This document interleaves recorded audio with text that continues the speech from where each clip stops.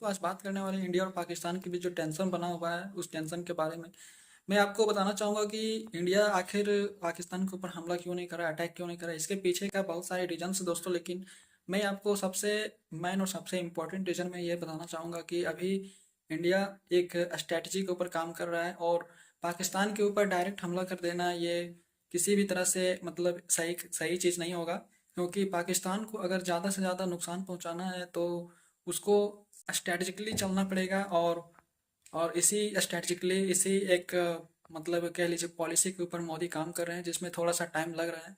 और इसका अंजाम, इसका जो आप आउटकम होगा वो बहुत ही भयानक और बहुत ही बड़ा मैसिव लेवल पर होगा। आप इसमें इसको आप ऑलरेडी देख चुके होंगे और इसमें मैं आपको बता देता हूँ कि इसमें क्या होने वाला है।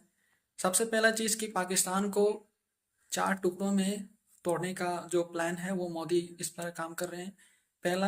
दूसरा चीज़ कि पाकिस्तान को सबसे ज़्यादा आर्थिक हानि पहुंचाना है और उसका जितना भी पाकिस्तान के अंदर जितना भी इंफ्रास्ट्रक्चर हो गया, जितना भी मतलब इकोनॉमिक से रिलेटेड जितना भी चीज़ जिससे पाकिस्तान अपना पैसा कमाता है, पाकिस्तान का मतलब दिनचर्या चलता है, उससे उसका रोजी रोटी चलता है, वो सब चीज़ का कमर तोड़ देना है। मतलब पाकिस्तान को पूरी तरह से बर्बाद कर देना है और इसके लिए मोदी पूरी तरह से प्रयासरत है और हर तरह की कोशिश कर रहे हैं मोदी जी।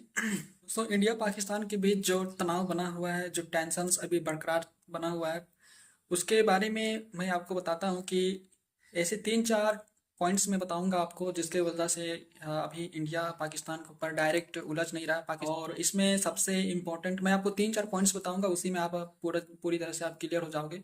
सबसे पहला चीज़ है कि इंटरनेशनल प्रेशर मोदी के ऊपर, आप कह लीजिए कि इंडियन गवर्नमेंट के ऊपर अंतर्राष्ट्रीय स्तर पर एक प्रेशर है कि आप किसी भी तरह से डायरेक्ट आप पाकिस्तान से मत उलझें। क्योंकि डायरेक्ट आप वॉर जैसी सिचुएशंस को पैदा ना कर किया जाना चाहिए इंडिया की तरफ से। ये पूरा तरह से प्रेशर प्रेशर है और इंडियन गवर्नमेंट के ऊपर। क्योंकि आप जानते हैं कि इंडिया और पाकिस्तान दोनों एक न्यूक्लियर कैपेबल कंट्रीज हैं। अगर यहाँ पे वॉर जैसी सिचुएशन बनती है तो स्थिति काफ़ी बिगड़ सकती है।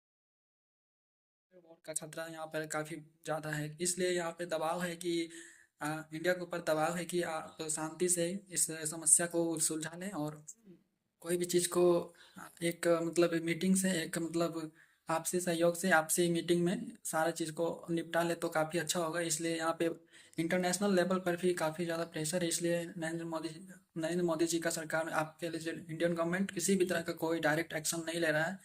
एक्शन तो होगा इसमें कन्फर्म है, कोई डाउट नहीं है, लेकिन इसमें थोड़ा धीरे धीरे मैसिव लेवल पर अगर हानि पहुंचाना है पाकिस्तान को तो धीरे धीरे इसके लिए प्लानिंग चल रही है और धीरे धीरे एक्शन भी लिया जा रहा है। आप देखेंगे कि आप देख चुके हैं कि किस तरह से नदियों का पानी बंद किया जा रहा है पाकिस्तान का, और उसका एयर स्पेस जो मतलब इंडियन एयर स्पेस बंद कर दिया गया है पाकिस्तान के एयरलाइंस के लिए। तो इस तरह से एक्शन लिया जा रहा है और जो भी आतंकवादी घटनाएं होती हैं, जो टेररिस्ट एक्टिविस्ट जहाँ पे छिपे रहते हैं और जिस तरह से ये अपने अ, गलत कार्यों को अंजाम देते हैं, उस तरह के सारे मतलब मिशंस को लगा दिया गया है और इन टेररिस्ट को ढूंढा जा रहा है और अ, उनको असैसिनेट करने का भी प्लान, मतलब ये पूरी तरह से मिशन चल रहा है।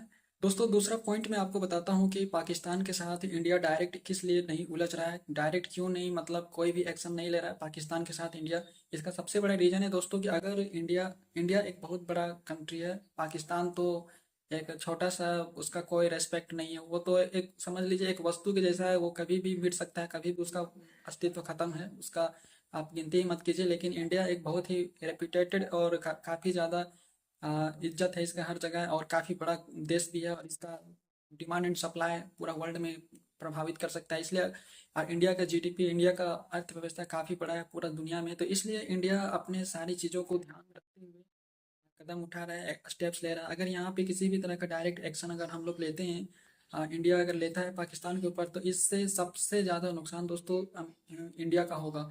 पाकिस्तान का इसमें कुछ होने वाला नहीं, क्योंकि वो तो ऑलरेडी बर्बाद है, उसका कोई चीज़ अपना है ही नहीं। अगर इंडिया पाकिस्तान के साथ डायरेक्ट उलझता है तो इसमें सबसे पहला चीज़ कि भारत का जो जीडीपी है वो घट जाएगा, वो बहुत कम हो सकता है। और भारत का जो अर्थव्यवस्था है, इकोनॉमिक, वो डाउन हो जाएगा, जिसमें पूरी तरह से इन्वेस्टर्स का पैसा डूब जाएगा और इन्वेस्टर्स का जो भरोसा है इंडिया के बाजार के, इंडिया के मार्केट के स्टेबिलिटी के ऊपर, इंडिया के मार्केट और इंडिया के इंफ्रास्ट्रक्चर, इंडिया के मैन्युफैक्चरिंग, इंडिया के सारे चीज़ जो भी है, तो उस पर इन्वेस्टर्स का पैसा और इन्वेस्टर्स का भरोसा सारा चीज़ बर्बाद हो जाएगा और यहाँ पर इंडिया 4 से 5 साल पीछे हो सकता है।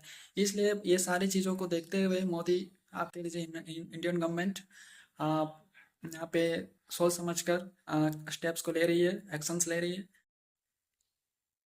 और अगर इंडिया की अगर डायरेक्ट पाकिस्तान के साथ उलझता है तो इसमें सबसे ज़्यादा हानि इंडिया को होगा, क्योंकि इसमें भारत का बहुत सारे प्रोजेक्ट्स हैं, बहुत सारे जो भी हैं, और बहुत सारे मतलब फोर्सेस वगैरह इन मतलब ये संलग्न है, लगे हुए हैं मिशंस पे। तो वहाँ पे अगर किसी तरह का पाकिस्तान मैसिव स्ट्राइक करता है, या फिर आप देखे होंगे कि पाकिस्तान हमेशा न्यूक्लियर वॉर का धमकी देता रहता है। अगर बाई चांस अगर पाकिस्तान इस तरह का कोई हरकत करता है तो इसमें इंडिया का तो लॉस होगा ही होगा। वो बहुत इंडिया बहुत कम से कम अगर न्यूक्लियर वॉर हुआ तो इंडिया कम से कम 20 साल पीछे जा सकता है, यहाँ के 10 साल 20 साल पीछे जा सकता है। और अगर नॉर्मल वॉर होता है तो भी इंडिया 4 से 5 साल पीछे जा सकता है। इसमें पाकिस्तान का कोई मतलब ज़्यादा नुकसान नहीं, लेकिन सबसे ज़्यादा नुकसान भारत को होगा। इसलिए मोदी जो भी स्टेप्स ले रहा है वो बहुत ही सोच समझ के ले रहा है। और हम इंडियन को इसके बारे में कोई चिंता करने की आवश्यकता नहीं है। बस आप टाइम के साथ देख बने रहिए न्यूज़ में, और यूट्यूब वगैरह में, हमारे चैनल में भी आप बने रहिए। देखिए कहीं ना कहीं आपको मतलब रिस्पांस मिलेगा, और बहुत जल्द इंडिया की तरफ से कुछ ना कुछ मैसिव लेवल पर स्ट्राइक या फिर मैसिव लेवल पर एक्शंस होंगे, और पाकिस्तान के 4 से 4 टुकड़े होंगे, जिसमें पहला टुकड़ा तो अफगानिस्तान लेगा, दूसरा टुकड़ा बलोचिस्तान बलोच आर्मी वाले लोग लेंगे, तीसरा जो लाहौर बच जाएगा वो पाकिस्तान रह जाएगा, और चौथा जो पीओके वो हम लोग का हो जाएगा। तो इसमें 4 टुकड़ा होगा, और इसी प्लानिंग पर काम चल रहा है दोस्तों। इसलिए थोड़ा सा टाइम लग रहा है।